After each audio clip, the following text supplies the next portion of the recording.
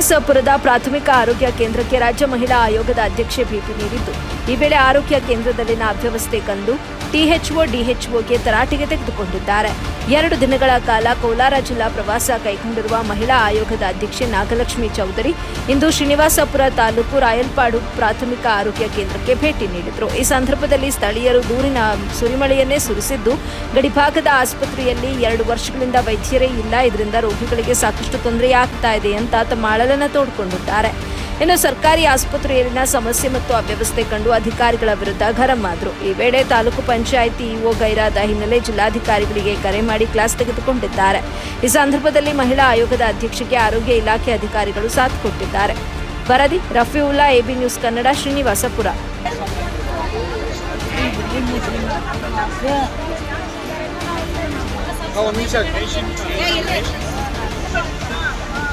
ಸಮಾಜ ಕಲ್ಯಾಣ ಇಲಾಖೆ ಆಫೀಸರ್ಗಳು ಎಲ್ಲರೂ ಒಂದು ರಾತ್ರಿ ವಾಸ್ತವ್ಯ ಇರ್ತಾರೆ.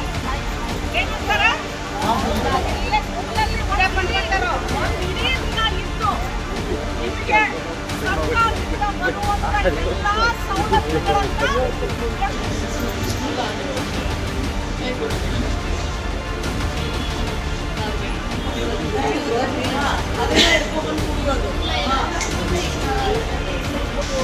ಜನರು ಕೊಟ್ಟು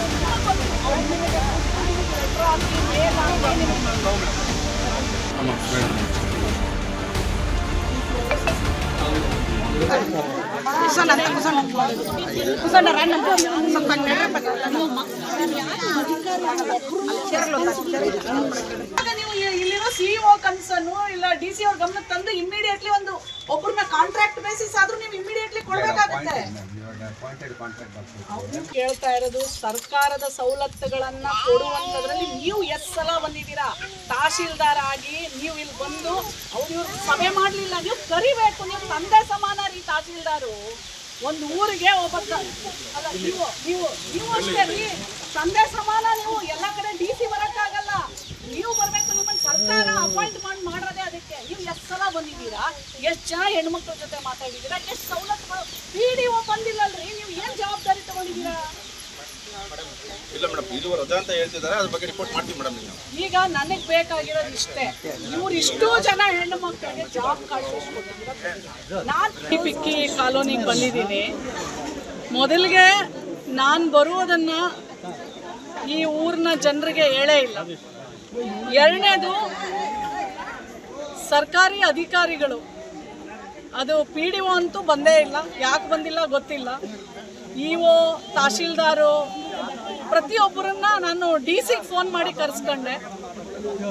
ಎಲ್ರಿಗೂ ಇನ್ಫಾರ್ಮೇಶನ್ ಹೋಗಿದೆ, ಆದರೆ ಯಾರೂ ಬಂದಿಲ್ಲ. ಈಗ ಎಲ್ಲ ನನ್ನ ಜೊತೆ ಆಮೇಲೆ ಊರ್ ಜನರಿಗೆ ನಾನೀಗ ಬಂದು 10 ನಿಮಿಷಕ್ಕೆ ಊರ್ ಜನ ಎಲ್ಲ ಬಂದರು.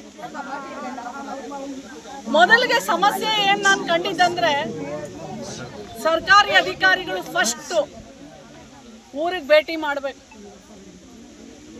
ಜನರಿಗೆ ತಿಳುವಳಿಕೆ ಮೂಡಿಸ್ಬೇಕು, ಅರಿವನ್ನ ಮೂಡಿಸ್ಬೇಕು, ಅಪ್ಲಿಕೇಶನ್ ಹೆಂಗೆ ತುಂಬೆ ಕೇಳಬೇಕು.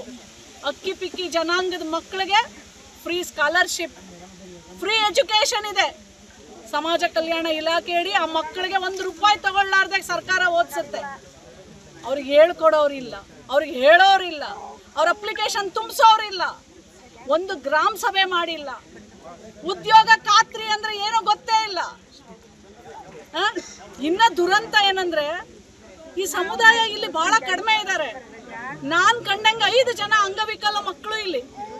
ಏನ್ ತಪ್ಪಾಗ್ತಾ ಇದೆ? ಆರೋಗ್ಯ ಇಲಾಖೆ ಎಲ್ಲೋಗಿದೆ ಕೆಲಸ ಮಾಡದೆ?